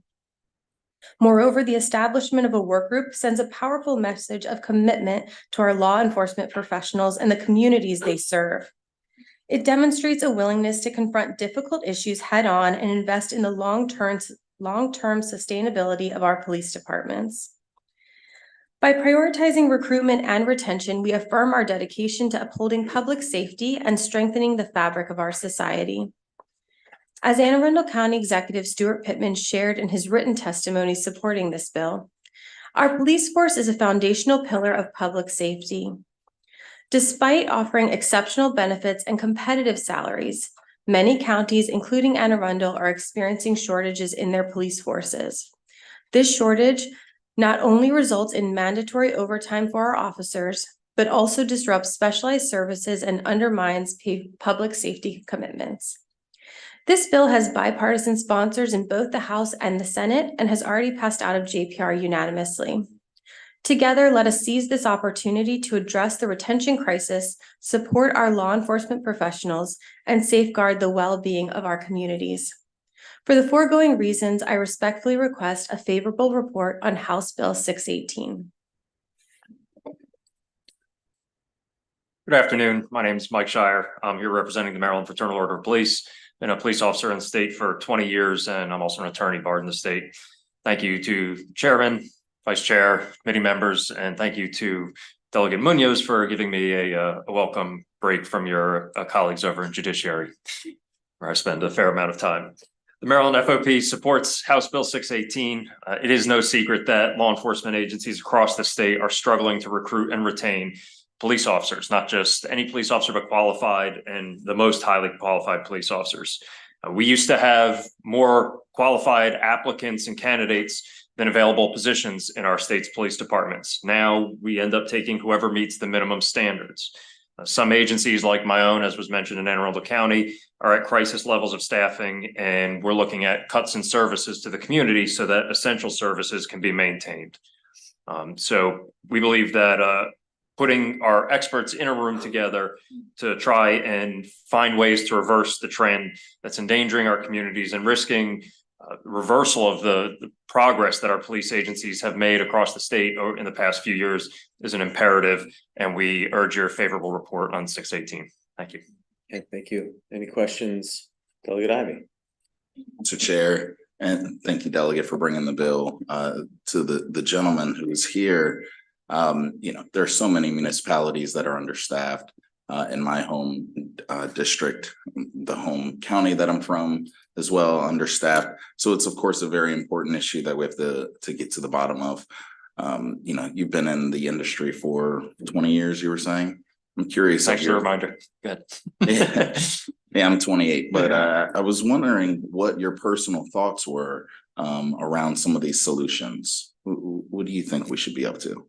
I'm currently engaged in bargaining with County Executive Pittman, so I'm not sure about the appropriateness, but I think that if we can put the experts in a room together. Certainly, there's issues regarding the general tenor and support that police officers feel or don't feel in the state, but there's also things that we have to address as far as the physical, mental, and legal well-being of our police officers to make sure that they're willing to take the risks of all those types in order to serve our communities. We don't want people to look at this job and say the rewards that may be offered are not worth me taking the risks that I would take on by becoming a police officer. So we have to find ways to push through that wall. Are you saying that officers aren't trained for certain situations, or? No, it's not as much of training issues. I think that in Maryland, we are probably some of the best trained officers across the country. but nonetheless, there are still dangers that are inherent with the job. There's the danger of injury. Many of our officers are often injured. There is the psychological impacts that come along with this type of service, the PTSD issues that come along with having to deal with incidents that we deal with, dead bodies, injured children, abused people. It can be very stressful, and it's something that we as a profession have struggled with. There was a recent meeting over healthcare issues where the FOP participated with the IAFF, and the IAFF was having issues with their mental health care through their insurance carrier. And they said, 75% of our members are in mental health treatment. And the FOP was like, holy cow. And then, but the real kind of concern wasn't, oh my God, why are 75% of your members? It's how come 75% of our members are not in mental health treatment? How come we are not seeking those services that can keep us healthy and prevent us from leaving the job either through retirement, resignation, or unfortunately, too often we see suicide at a higher rate in police officers than the general public by far. Okay. Yeah, I appreciate you mentioning some of those issues that you just brought up, mental health specifically. As a body, this isn't the Judiciary Committee, of course, but it is good to hear your perspective. I appreciate you. Thank you. I appreciate the question. Thank you for bringing the bill. Thank you, Delegate Acevedo. Thank you, Mr. Chair. Thank you, Delegate, for bringing the bill.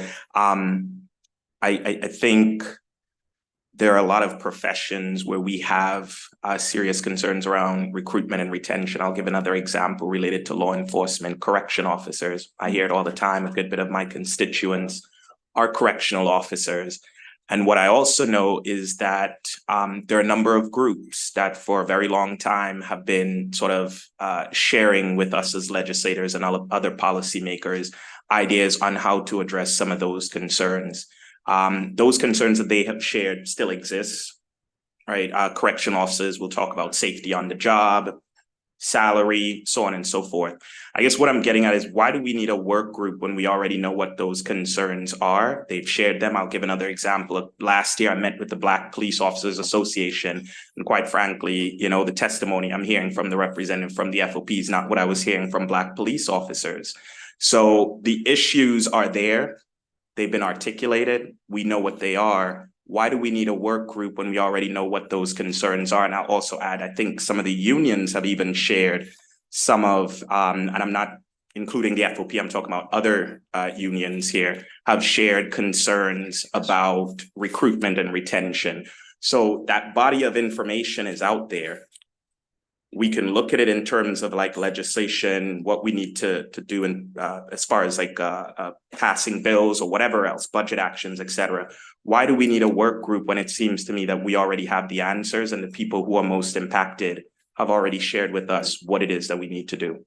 I think that by bringing all of these people together, you have disparate answers. And just like you said, there are certainly different perspectives on what may or may not work in different areas of the profession. But by bringing all those people together and saying with a single voice all together, here are the issues in one solid package for everybody to look at, as opposed to the individual groups coming to this body and the General Assembly in total, having that solid one voice saying, these are the priorities that we should look at, may be beneficial towards actually achieving progress on addressing those issues. Sure, but you would also agree that the concerns of those individual groups are unique and not always aligned with other groups. I just mentioned the Black Police Officers Association.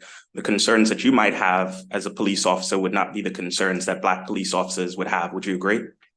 I'm not going to speak to everybody else's opinions, but the idea would be to bring all of those stakeholders together of every group so that they can all work together. Certainly, all of us as police officers want to include everybody who's in our profession to make sure that we can serve the community best, that we are inclusive with what we are trying to do, so that we can make sure we have the best police officers to serve our communities. Sure. And Mr. Chair, if I could. Sure, but when we have the Black police officers sharing, or met with the Hispanic Law Enforcement Association, who would share things around like discrimination, et cetera, within the department, those are actionable recommendations that we can act on.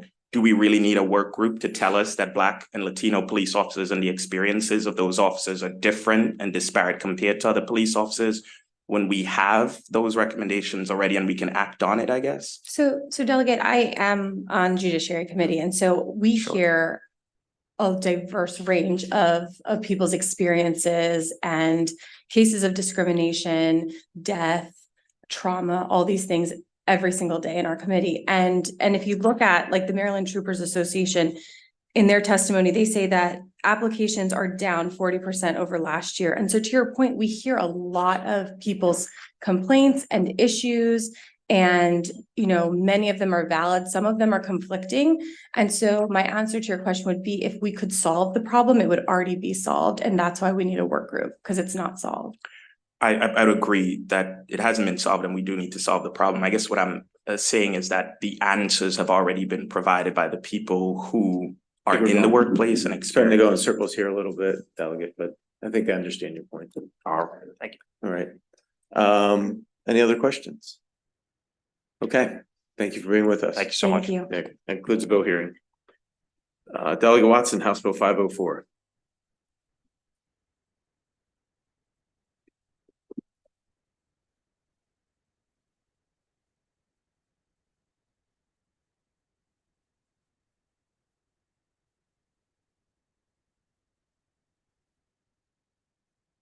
Good afternoon, Mr. Chair and members of the House Appropriations Committee. I am Delegate Courtney Watson, here to present House Bill 504. This bill authorizes the governor to consider appropriating general operating support to nonprofits doing important humanities work in Maryland. Please note that there is one amendment to the bill which strikes the word requiring and substitutes authoring, and strikes the word shall and substitutes may. Instead of mandating the appropriate funds, the bill authorizes the governor to include an appropriation of $1 million to the Department of Planning for the purposes of the HOTSA Shine Grant Matching Program. In the fiscal year 24 budget, Maryland Humanities was awarded $1 million to the program and was able to award 95 general operating support grants of $10,000 each to organizations in 23 jurisdictions, including Baltimore City. Maryland Humanities has built this program on a framework of equitable grant making, and the grant program fills an important void in humanities funding in Maryland. The Department Secretary of Planning submitted a letter of information, but she called me the other day to emphasize how unique this program is in that it provides operating support in grant. Many grants do not provide ongoing operating support. This one does, and is targeted towards smaller community nonprofits. With me today, I have Lindsay Baker and Andrea Mansfield from Maryland Humanities, and I urge the committee to provide a favorable report. Good afternoon, Mr. Chairman and my delegate and Vice Chair. Thanks for having us today. Delegate Watson said all of the important things. I will just remind everyone about Shine, that we give out these general operating support grants to small nonprofits in your district. Like she said, we hit 23 jurisdictions. I will be open and say we missed Caroline County. That will not happen again next year. We have a plan. And our goal is really to put this money back into your community. So the funding that we receive goes right back out the door into small nonprofits doing humanities programming in your area. I'm going to quickly read them. Let's see how fast I can go. A few that show up in your jurisdictions. Educate Art didn't start off well, sorry. Korean Culture and Art of Maryland Coalition for African Americans in the Performing Arts, Beach to Bay Heritage Area, Afro Charities, Chesapeake Film Festival, Garrett County Historical Society, Lost Towns Project, Inc., Todd's Inheritance Site, the Civic Circle, Greenmount Senior Center, and the Giving Square. You have a list of our awardees and our applicants, but I thought hearing some that sounded familiar and just the breadth of organizations would be helpful. Thank you. Oh, sorry. Some committees you don't touch the button, other ones I guess you didn't. Okay. Thank you, Mr. Chair, Mr. Vice Chair, members of the committee. Andrea Mansfield here today representing Maryland Humanities. Really, I don't think I can add much more. This is an incredible program, works with really great nonprofits. Really want to thank this committee for your support last year. We were successful last year in getting $1 million in the fiscal 24 budget. And really, we're hoping for your support again this year so we can continue the program and continue to do this great work. Thank you very much. Questions? Thank you. Concludes the bill hearing. We'll now move to House Bill, our last bill. One witness, our sponsor, Delegate Long, House Bill 718.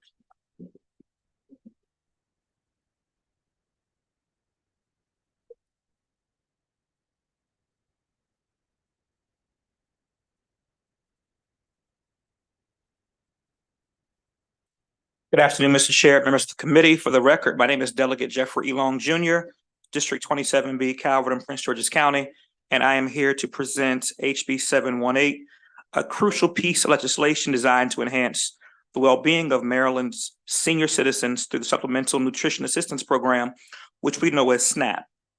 This bill specifically aims to ensure that households with individuals aged 65 and older who have a gross annual income not exceeding $50,000 would receive a minimum benefit, which is currently $40 per month. That is the current benefit under SNAP. The importance of this bill cannot be overstated. It represents a commitment to our seniors, ensuring access to nutritious food and contributing to their health, dignity, and quality of life.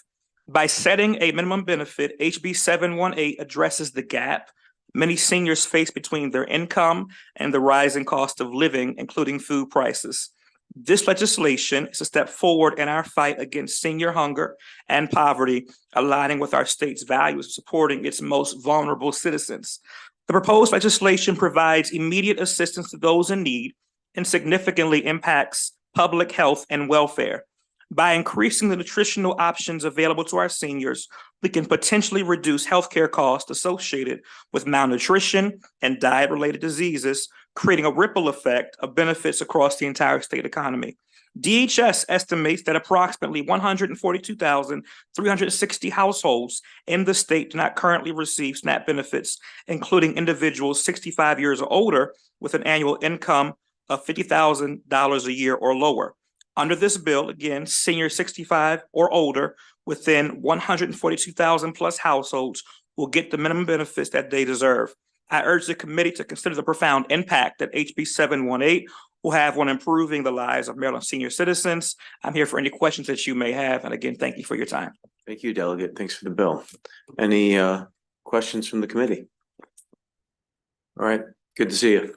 Have a good day. That concludes the bill hearing, and that concludes our hearings for the day.